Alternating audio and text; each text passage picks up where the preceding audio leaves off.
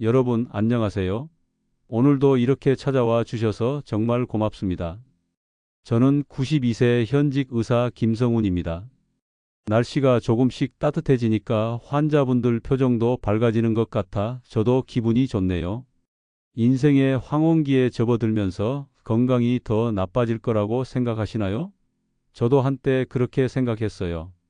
아침에 일어날 때마다 몸 여기저기가 아프고 예전처럼 활기찬 하루를 보내기 힘들어지는 것 같았죠. 특히 무릎이 아파서 계단 오르내리기가 힘들어지니까 이제 나도 늙었구나 하는 생각이 들더라고요. 우리 동네 할머니들 모임에서도 늘 하시는 말씀이 있어요. 나이 들면 어쩔 수 없어. 이 병 저 병 생기는 게 당연한 거야. 하지만 제가 오늘 여러분과 나눌 이야기는 나이 들수록 오히려 더 건강해질 수 있다는 희망의 메시지입니다. 여러분, 혹시 아침에 일어나실 때 아이고, 또 어디가 아프네라고 생각하신 적 있으신가요? 저도 그랬어요. 하지만 지금은 달라졌습니다. 어떻게 달라졌는지 오늘 제 이야기를 들어보시면 여러분도 분명 도움이 되실 거예요. 이 영상이 도움이 되셨다면 구독과 좋아요, 알림 설정을 통해 더 많은 건강 정보를 받아보세요. 구독은 오른쪽 하단에 있습니다. 행복을 드립니다. 그리고 여러분의 경험이나 질문을 댓글로 남겨주시면 다음 영상에서 자세히 다루도록 하겠습니다. 우리 동네 주민분들이 자주 물어보시는 질문들도 다룰 예정이니 많이 남겨주세요. 우리 동네에서 40년 넘게 동네 주민들의 건강을 돌봐왔죠. 여러분 중에는 저희 병원에 오셨던 분들도 계실 텐데 반갑습니다. 여러분은 혹시 등산이 건강에 최고라고 생각하시나요? 우리 동네 노인회관에서도 등산 안 하면 건강 못 지켜라는 말이 있을 정도로 다들 등산을 중요하게 생각하시더라고요. 저도 60대 초반까지만 해도 그렇게 생각했었죠. 60년간 의사로 일하면서 저는 수많은 환자들을 봐왔습니다. 감기부터 시작해서 고혈압, 당뇨, 관절염까지 정말 다양한 질병으로 고생하시는 분들을 만났어요. 그런데 정작 제 자신의 건강은 돌보지 못했습니다. 아침 일찍부터 밤늦게까지 환자를 보다 보니 하루 4시간도 채 자지 못하고 끼니도 제때 챙기지 못했어요. 그냥 바쁘다는 핑계로 컵라면으로 끼니를 때우고 커피만 마시면서 버텼죠. 우리 병원 간호사가 원장님 이러다 큰일 나요라고 걱정했는데도 저는 나는 의사니까 괜찮아라는 말만 반복했어요. 얼마나 어리석었는지 모르겠네요. 그렇게 바쁘게 살다 보니 60세가 되던 해 진료실에서 갑자기 쓰러졌습니다. 환자분께 처방전을 써드리다가 갑자기 눈앞이 캄캄해지더니 그대로 쓰러진 거예요. 나중에 알고 보니 과로와 스트레스로 인한 뇌경색이었습니다. 병원 침대에 누워 있으면서 그때 깨달았습니다. 아무리 좋은 약을 처방해주고 비싼 영양제를 먹어도 소용없다는 것을요. 약은 약일 뿐 생활이 약이다라는 말이 실감 나더라고요. 그래서 제가 찾은 것이 바로 생활 속 작은 습관들입니다. 놀랍게도 이 습관들은 등산보다 더 효과적이었고 제 인생을 완전히 바꿔 놓았습니다. 지금 저는 매일 아침 6시에 일어나 진료를 보고 저녁에는 의학 논문도 씁니다. 92세의 나이에도 현역 의사로 활동할 수 있는 것은 바로 이 습관들 덕분입니다. 우리 동네 이장님이 저한테 그러더라고요. 김 선생, 어떻게 그 나이에 그렇게 정정하게 살아요? 비결이 뭐예요? 그래서 오늘 여러분께 제가 30년간 실천하며 검증한 등산보다 더 효과적인 장수 비결을 알려드리려고 합니다. 이 방법들은 나이가 들수록 더욱 중요해지는 것들이죠. 여러분도 분명 저처럼 건강한 노후를 보내실 수 있을 겁니다. 첫 번째 습관 명상과 깊은 호흡. 제가 60세에 쓰러졌을 때 가장 먼저 시작한 것이 바로 명상과 깊은 호흡이었습니다. 많은 분들이 명상이라고 하면 어렵게 생각하시는데 우리 동네 할머니 한 분은 명상? 그거 스님들이나 하는 거 아니야? 라고 하시더라고요. 그래서 제가 오늘 아주 쉬운 방법을 알려드리겠습니다. 의사인 제가 수많은 환자들을 진찰하며 알게 된 사실이 있습니다. 바로 호흡이 얕은 노인분들이 각종 성인병에 더 많이 걸린다는 것이었죠. 특히 우리 동네 김 할머니는 항상 숨이 차다고 하셨는데 알고 보니 호흡이 너무 얕았어요. 그래서 고혈압, 당뇨까지 생기셨던 거죠. 실제로 미국 하버드 의대 연구진의 발표에 따르면 하루 10분의 깊은 호흡만으로 혈압이 15% 낮아진다고 합니다. 약을 먹는 것보다 효과적일 수 있다는 거죠. 놀랍지 않나요? 제가 매일 아침 실천하는 방법은 다음과 같습니다. 편안한 자세로 앉으세요. 꼭 책상 앞이 아니어도 됩니다. TV 보시는 소파에 앉으셔도 좋아요. 저는 보통 아침에 일어나서 커피 한 잔 마시면서 베란다에 앉아서 합니다. 우리 동네 공기가 참 좋거든요. 하나, 둘, 셋, 넷을 세면서 코로 숨을 깊게 들이마시고 배가 불룩하게 나오도록 해보세요. 처음엔 어색하실 거예요. 저도 그랬으니까요. 다섯, 여섯을 세면서 입으로 천천히 내쉽니다. 마치 촛불을 끄듯이 후 하고 길게 내쉬는 거예요. 이걸 하루 10분만 하시면 됩니다. 아침에 5분, 저녁에 5분 나눠서 하셔도 좋아요.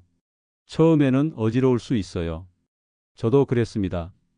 첫날에는 3분 하고 어지러워서 그만뒀어요. 그때는 5분만 하셔도 충분하니 점차 늘려가 보세요. 우리 동네 박 할아버지는 처음에 이게 뭔 소용이야 라고 하셨는데 한 달 후에는 이거 하고 나서 혈압약을 반으로 줄였어 라고 자랑하시더라고요. 그냥 숨 쉬는 게 뭐가 중요하냐고 생각하실 수 있습니다. 저도 처음에는 그랬어요. 하지만 이 간단한 습관이 우리 몸에 가져오는 변화는 엄청납니다. 혈압이 안정되고 불면증이 개선되며 특히 불안감과 우울감이 크게 줄어듭니다. 저희 병원에 오시는 이 할머니는 불면증으로 10년 넘게 약을 드셨는데 이 호흡법을 3개월 하시고 나서는 약 없이도 잘 주무신다고 하셨어요. 정말 신기하죠? 제가 지난 30년간 이 방법을 실천하면서 깨달은 것이 있습니다. 등산은 날씨가 좋아야 하고 시간도 많이 필요하지만 이 호흡법은 언제 어디서나 할 수 있다는 것입니다. 비가 오나 눈이 오나 심지어 아픈 날에도 할 수 있죠. 우리 동네 최 할아버지는 무릎이 아파서 등산을 못 가게 되었을 때 정말 우울해 하셨어요. 그때 제가 이 호흡법을 알려드렸는데 지금은 매일 아침 베란다에서 10분씩 하신대요. 그러더니 얼굴색이 좋아지고 기분도 훨씬 나아지셨다고 합니다. 잠시 영상을 멈추시고 따라해 보세요. 분명 여러분의 건강에 큰 변화를 가져올 것입니다. 특히 스트레스가 많으신 분들 꼭 해보세요. 두 번째 습관장 건강관리. 제가 의사 생활을 하면서 가장 많이 듣는 말이 있습니다. 선생님, 제가 이것저것 다 먹어봤는데 왜 자꾸 아플까요? 바로 이때 저는 이렇게 말씀드립니다. 장이 건강해야 약도 효과가 있습니다. 우리 몸의 면역력 70%가 장에 있다는 사실 알고 계셨나요? 제가 60세에 쓰러졌을 때 가장 먼저 알게 된 것이 바로 제 장 건강이 엉망이었다는 것입니다. 젊을 때는 뭘 먹어도 소화가 잘 되었는데 나이가 들면서 자꾸 배가 더부룩하고 가스가 차고 변비가 생기더라고요. 우리 동네 많은 어르신들도 비슷한 증상으로 고생하시는 분들이 많아요. 장 건강을 위해 저는 매일 아침 공복에 따뜻한 물 한 잔과 함께 발효식품을 먹습니다. 김치, 요구르트, 된장 등 우리 전통 발효식품은 세계적으로도 인정받는 최고의 프로바이오틱스입니다. 특히 저는 매일 아침 된장국 한 그릇으로 하루를 시작합니다. 된장에는 우리 장에 좋은 유산균이 풍부하게 들어있어 면역력 강화에 큰 도움이 됩니다. 우리 할머니가 늘 된장국 먹어야 건강해진다고 하셨는데 그게 과학적으로도 맞는 말이었네요. 우리 동네 이 할머니는 항상 변비로 고생하셨는데 제가 권해드린 방법이 있어요. 매일 아침 공복에 따뜻한 물 한 잔에 꿀 한 스푼을 타서 마시는 거예요. 그리고 아침 식사로 요구르트와 통곡물을 함께 드시라고 했죠. 한 달 후에 할머니가 병원에 오셔서 선생님, 이제 화장실 가는 게 너무 편해요. 라고 좋아하시더라고요. 또 하나 중요한 것은 식이섬유 섭취입니다. 나이가 들수록 장 운동이 느려지기 때문에 식이섬유가 더욱 중요해집니다. 저는 매일 사과 1개와 채소 반찬을 최소 3가지 이상 먹으려고 노력합니다. 우리 동네 슈퍼에서 파는 미역이나 다시마도 아주 좋아요. 미역국을 자주 드시거나 다시마를 물에 불려서 샐러드처럼 드셔도 좋습니다. 제 환자 중에 한 분은 다시마를 물에 불려서 초고추장에 무쳐 드시는데 그 후로 변비가 싹 사라졌다고 하셨어요. 장 건강이 좋아지면 피부도 좋아지고 면역력도 높아지고 기분도 좋아집니다. 우울증과 장 건강이 밀접한 관련이 있다는 연구 결과도 있어요. 그러니 여러분 장부터 챙기세요. 세 번째 습관, 적절한 단백질 섭취.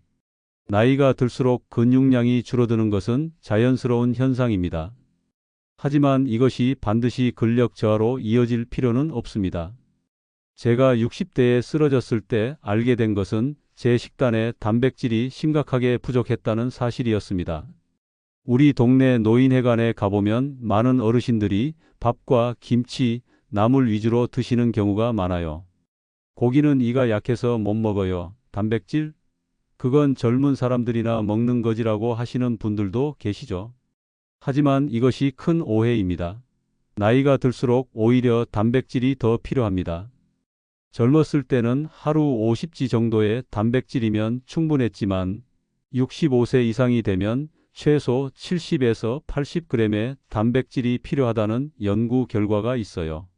많은 노인분들이 고기를 잘 소화하지 못한다는 이유로 단백질 섭취를 줄이는데 이것이 오히려 근감소증을 악화시킵니다. 저는 매일 체중 1kg당 1g의 단백질을 섭취하려고 노력합니다. 예를 들어 제 체중이 70kg이라면 하루에 70g의 단백질을 섭취하는 것이죠. 이것은 달걀 약 3개, 두부 1모, 닭가슴살 100g 정도의 양입니다. 그렇게 많은 단백질을 어떻게 먹어요?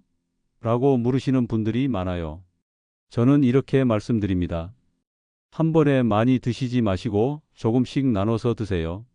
아침에는 계란 프라이나 삶은 계란 1개에서 2개, 점심에는 두부 반 모 정도, 저녁에는 생선이나 닭고기 조금. 이렇게 나눠서 드시면 소화도 잘 되고 단백질 흡수율도 높아집니다. 소화가 잘 안 된다면 단백질 파우더나 두유 같은 대체품을 활용하셔도 좋습니다. 요즘은 마트에 가면 다양한 단백질 보충제가 있어요. 저도 가끔 아침에 두유에 단백질 파우더를 타서 마십니다. 우리 동네 박 할아버지는 82세인데도 매일 아침 달걀 2개와 두유 1잔을 드신다고 해요. 그래서인지 아직도 혼자서 텃밭을 가꾸실 정도로 건강하시죠. 김 선생, 내가 이렇게 건강한 건 단백질 덕분이야. 라고 자랑하시더라고요. 단백질 섭취가 충분하면 근육량이 유지되고 면역력도 좋아지고 상처 회복도 빨라집니다. 특히 수술 후 회복기에는 단백질이 정말 중요해요. 저희 병원에 오시는 환자분들 중에 수술 후 회복이 더딘 분들을 보면 대부분 단백질 섭취가 부족한 경우가 많습니다. 여러분, 오늘부터 단백질 섭취를 조금씩 늘려보세요. 처음부터 많이 드시려고 하지 마시고 조금씩 늘려가는 게 좋습니다. 그리고 단백질만 드시는 것보다는 채소와 함께 드시는 것이 소화에도 좋고 영양 균형에도 좋아요. 네 번째 습관, 규칙적인 수면. 잠은 최고의 보약이다라는 말이 있습니다. 정말 맞는 말입니다.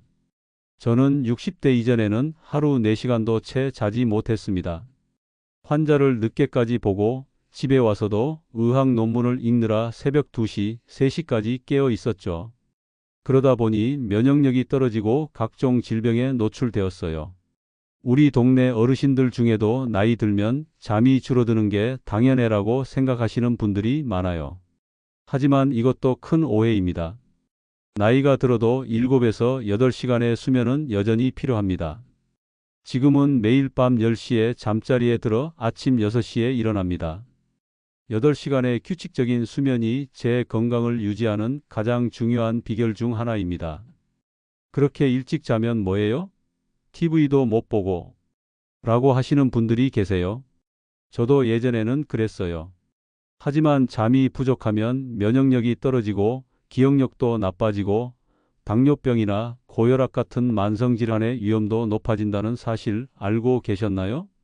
특히 중요한 것은 잠들기 전 2시간 동안은 스마트폰이나 TV를 보지 않는 것입니다. 블루라이트는 수면 호르몬인 멜라토닌 분비를 방해하기 때문이죠. 대신 저는 잠들기 전 따뜻한 차 한 잔과 함께 책을 읽습니다. 우리 동네 이 할머니는 항상 잠을 못 이루어 수면제를 드셨는데 제가 조언해 드린 방법이 있어요. 바로 취침 시간 1시간 전에 따뜻한 우유 한 잔과 함께 발 마사지를 하는 것이었죠. 우유에 들어있는 트립토판이라는 성분이 수면을 도와주고 발 마사지는 혈액순환을 촉진해 깊은 잠을 유도합니다. 또한 규칙적인 수면 시간도 중요해요. 매일 같은 시간에 자고 일어나는 것이 좋습니다. 주말에 늦게 자고 늦게 일어나는 것도 생체 리듬을 깨뜨리기 때문에 좋지 않아요. 저는 매일 밤 9시 반이 되면 모든 전자기기를 끄고 따뜻한 차 한 잔을 마시며 책을 읽습니다. 그러다 보면 자연스럽게 10시쯤 눈이 감기더라고요. 아침에는 알람 없이도 6시면 저절로 일어납니다. 이렇게 규칙적인 수면 습관이 제 건강에 큰 비결입니다. 여러분도 오늘부터 수면 시간을 조금씩 늘려보세요. 처음부터 8시간을 목표로 하지 마시고 지금보다 30분만 더 자는 것부터 시작해 보세요. 그리고 잠들기 전에는 따뜻한 물로 샤워를 하거나 가벼운 스트레칭을 하는 것도 좋은 방법입니다. 5번째 습관, 가벼운 근력 운동. 등산이 좋은 운동이긴 하지만 나이가 들수록 관절에 무리가 갈 수 있습니다. 특히 무릎이나 허리가 안 좋으신 분들은 등산이 오히려 독이 될 수도 있어요. 제가 추천하는 것은 가벼운 근력 운동입니다. 우리 동네 노인회관에 가면 운동? 그건 젊은 사람들이나 하는 거지라고 하시는 분들이 많아요. 하지만 나이가 들수록 근력 운동은 더욱 중요합니다. 근육량이 줄어들면 기초 대사량이 감소하고 이로 인해 체중은 늘고 건강은 나빠지는 악순환이 생깁니다. 매일 아침 일어나서 10분만 투자하세요. 팔굽혀펴기, 스쿼트, 플랭크 같은 기본적인 운동만으로도 충분합니다. 처음에는 각 동작을 5번씩만 해도 좋아요. 점차 늘려가면 됩니다. 팔굽혀펴기? 그건 너무 어려워요 라고 하시는 분들이 많아요. 걱정 마세요. 무릎을 바닥에 대고 하는 변형된 팔굽혀펴기도 효과적입니다. 또는 벽에 기대어 하는 팔굽혀펴기도 좋은 방법이에요. 스쿼트도 처음부터 깊게 앉을 필요 없어요. 의자에 앉았다 일어나는 동작만 반복해도 충분합니다. 저는 처음에 그렇게 시작했어요. 지금은 의자 없이도 20번씩 할 수 있게 되었답니다. 저는 92세인 지금도 매일 아침 10분 근력 운동을 합니다. 이것이 제가 여전히 혼자서 모든 일상생활을 할 수 있는 비결입니다. 특히 계단을 오르내릴 때도 숨이 차지 않고 무거운 물건도 들 수 있어요. 우리 동네 최 할아버지는 85세인데 처음에는 그런 운동에서 뭐해? 라고 하셨어요. 그런데 제가 권해드린 대로 매일 아침 의자에 앉았다 일어나는 동작을 10번씩만 하셨대요. 3개월 후에는 무릎 통증이 줄어들고 화장실 갈 때도 부축 없이 혼자 가실 수 있게 되었다고 좋아하셨어요. 근력 운동의 또 다른 장점은 골다공증 예방에도 도움이 된다는 것입니다. 뼈에 적당한 자극을 주면 뼈 밀도가 유지되거나 심지어 증가할 수도 있어요. 우리 동네 이 할머니는 골다공증이 심해서 늘 허리 통증으로 고생하셨는데 가벼운 아령 운동을 시작하신 후 1년 만에 뼈 밀도 검사 결과가 좋아지셨대요. 아령은 어디서 구해요? 라고 물으시는 분들도 계실 텐데 꼭 아령이 아니어도 됩니다. 물병에 물을 채워서 사용하셔도 좋아요. 저도 처음에는 500ml 생수병으로 시작했답니다. 지금은 1kg짜리 아령을 사용하고 있어요. 여러분, 나이가 많다고 운동을 포기하지 마세요. 오히려 나이가 들수록 근력 운동이 더 중요합니다. 처음부터 무리하지 마시고 아주 가벼운 것부터 시작하세요. 그리고 매일 조금씩 늘려가는 것이 비결입니다. 6번째 습관, 사회적 관계 유지. 건강은 단순히 신체적인 것만이 아닙니다. 정신적, 사회적 건강도 매우 중요합니다. 특히 나이가 들수록 사회적 관계가 줄어들기 쉬운데 이것이 오히려 건강에 악영향을 미칩니다. 제가 의사로 일하면서 가장 안타까웠던 것 중 하나는 혼자 사시는 노인분들이 점점 우울해지고 건강도 나빠지는 모습을 지켜보는 것이었어요. 특히 배우자를 먼저 떠나보낸 분들은 더 그렇죠. 우리 동네 박 할아버지는 부인이 돌아가신 후 집에만 계시다가 점점 건강이 나빠지셨어요. 식사도 제대로 안 하시고 약도 잘 안 드시고 그러다 어느 날 저희 병원에 오셔서 선생님, 나 요즘 살 이유를 모르겠어 라고 하시더라고요. 정말 마음이 아팠습니다. 그래서 제가 노인회관에 가보시라고 권해드렸어요. 처음에는 뭐하러 가? 다 모르는 사람들인데? 라고 하셨지만 한번 가보시고 나서는 달라지셨어요. 장기도 두고 같이 점심도 드시고 이야기도 나누다 보니 표정이 밝아지시더라고요. 6개월 후에는 혈압도 안정되고 당뇨 수치도 좋아지셨습니다.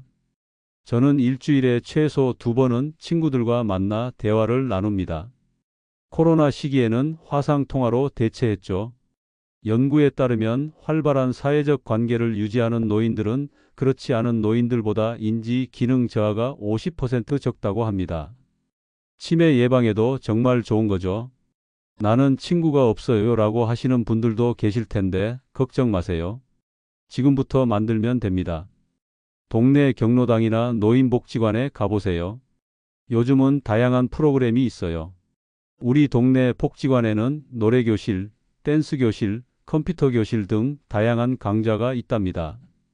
우리 동네 김 할머니는 78세에 처음으로 노래교실에 다니기 시작하셨어요. 처음에는 내가 이 나이에 무슨 노래야?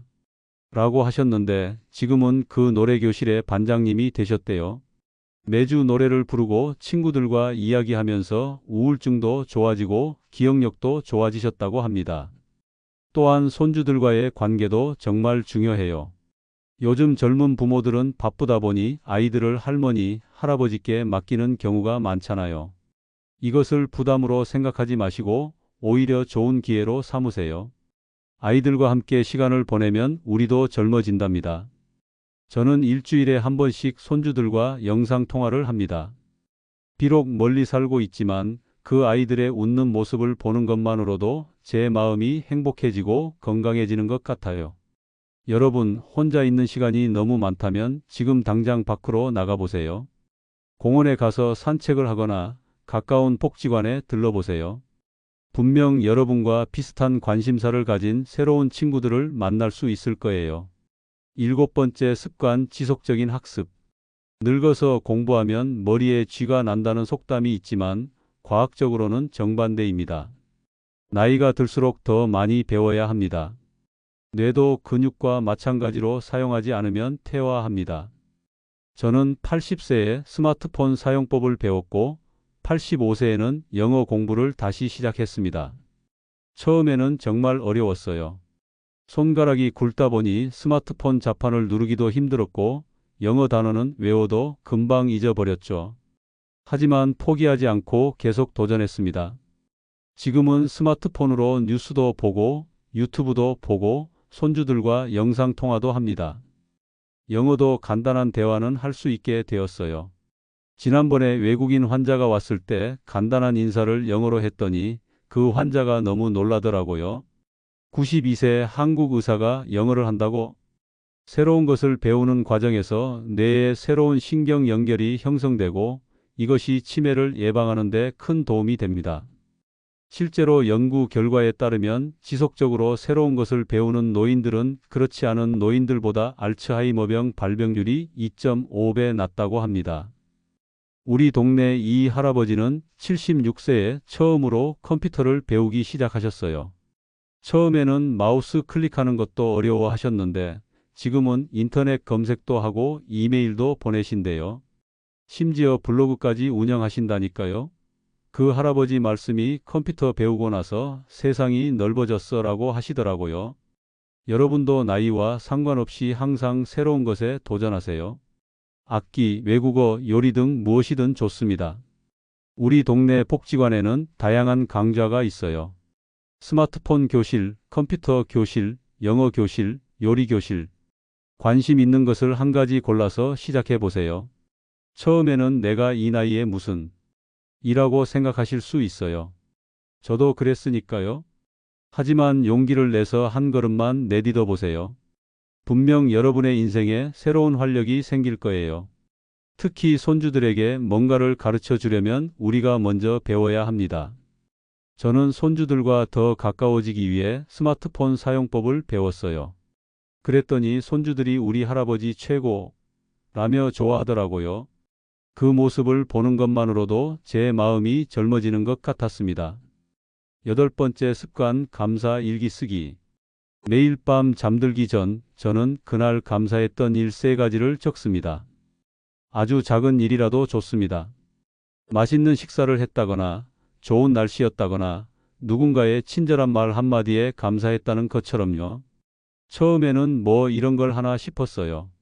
하지만 이 습관이 제 정신 건강에 미친 영향은 엄청납니다. 항상 긍정적인 마음가짐을 유지할 수 있게 되었고 스트레스도 크게 줄었습니다. 우리는 나이가 들수록 부정적인 생각에 빠지기 쉽습니다. 예전에는 이렇게 아프지 않았는데 이제 할 수 있는 게 없어 같은 생각들이요. 하지만 감사 일기를 쓰다 보면 아직도 우리 주변에 감사할 일이 얼마나 많은지 깨닫게 됩니다. 우리 동네 박 할머니는 남편을 잃고 우울증에 걸리셨어요. 매일 울기만 하시고 약도 잘 안 드시고 그래서 제가 감사 일기를 써보시라고 권해드렸죠. 처음에는 감사할 일이 어디 있어요? 라고 하셨지만 조금씩 시작하셨어요. 처음에는 오늘 비가 오지 않아서 감사합니다처럼 아주 작은 것부터 시작하셨대요. 그러다가 점점 옆집 아주머니가 김치를 나눠줘서 감사합니다. 아들이 전화해줘서 감사합니다 같은 것들로 늘어났죠. 6개월 후에는 우울증 약을 줄일 수 있을 정도로 마음이 편안해지셨다고 합니다. 감사 일기는 꼭 노트에 쓰지 않아도 됩니다. 말로 해도 좋아요. 저는 가끔 아내와 함께 저녁 식사 때 오늘 가장 감사했던 일은 뭐였어? 라고 이야기를 나눕니다. 그러면 서로의 하루를 공유하면서 더 가까워지는 느낌이 들어요. 또한 감사하는 마음은 우리 몸에도 좋은 영향을 미칩니다. 연구에 따르면 감사하는 마음을 자주 느끼는 사람들은 스트레스 호르몬인 코르티솔 수치가 낮고 면역력도 더 강하다고 합니다. 정말 놀랍지 않나요? 여러분도 오늘부터 작은 것에 감사하는 습관을 들여보세요. 처음에는 하루에 한 가지만 생각해도 좋아요. 오늘 맛있는 밥을 먹을 수 있어서 감사합니다. 따뜻한 이불에서 잘 수 있어서 감사합니다. 같은 작은 것부터 시작하세요. 분명 여러분의 마음이 더 행복해질 거예요. 9번째 습관, 정기적인 건강검진. 마지막으로 가장 기본적이지만 많은 분들이 소홀히 하는 것이 바로 정기적인 건강검진입니다. 의사인 저도 바쁘다는 핑계로 건강검진을 미루다가 큰 병을 얻었습니다. 우리 동네 많은 어르신들이 아프면 그때 가면 되지 뭐하러 미리 가?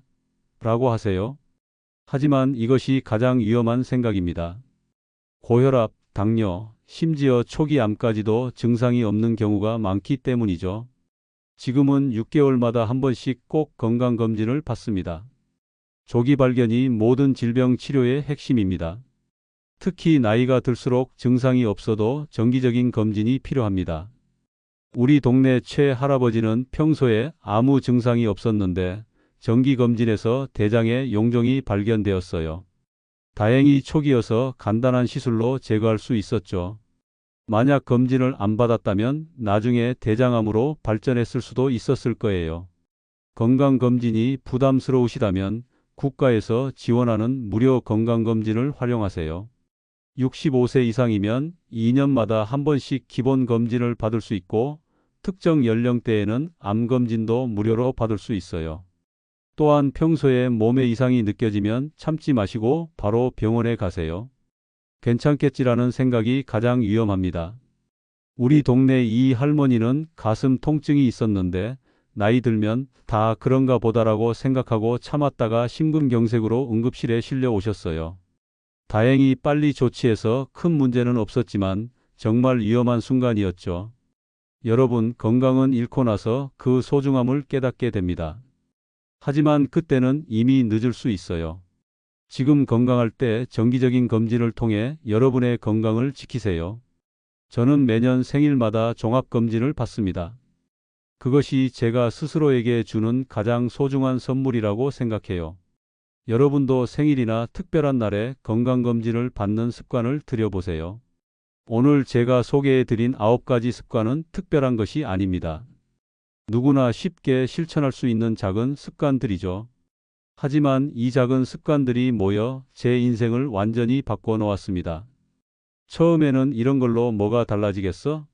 라고 생각했어요. 저도 그랬으니까요. 하지만 한 달, 두 달, 시간이 지나면서 조금씩 변화가 느껴지기 시작했습니다.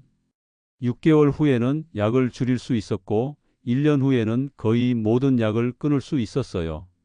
여러분도 오늘부터 하나씩 실천해 보세요. 처음부터 모든 것을 다 하려고 하지 마세요. 그러면 오히려 부담이 되어서 포기하게 됩니다. 가장 쉬운 것 하나부터 시작하세요. 예를 들어 오늘부터는 아침에 일어나서 5분만 깊은 호흡을 해보세요. 그것만으로도 충분합니다. 그리고 일주일 후에는 아침 식사에 단백질을 조금 더 추가해 보세요. 이렇게 하나씩 늘려가다 보면 어느새 모든 습관이 자연스러운 일상이 될 거예요. 나이는 단순한 숫자에 불과합니다. 중요한 것은 어떻게 살아가느냐입니다. 저는 92세이지만 마음은 여전히 60대처럼 젊습니다. 매일 새로운 것을 배우고 새로운 도전을 하고 삶을 즐기고 있어요. 우리 동네 어르신들 중에는 70대인데도 이미 노쇠해 보이는 분들이 계시고 90대인데도 활기찬 분들이 계세요. 그 차이는 바로 생활 습관에 있습니다. 여러분도 오늘부터 작은 변화를 시작해 보세요. 반드시 변화를 느끼실 수 있을 겁니다. 그리고 그 변화가 여러분의 인생을 더 풍요롭고 건강하게 만들어 줄 거예요.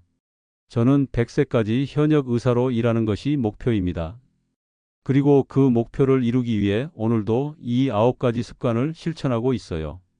여러분도 저와 함께 건강한 노후를 만들어가요. 오늘 영상이 도움이 되셨다면 구독과 좋아요 부탁드립니다. 여러분의 건강한 노후를 응원합니다. 오늘도 행복한 하루 되세요. 감사합니다.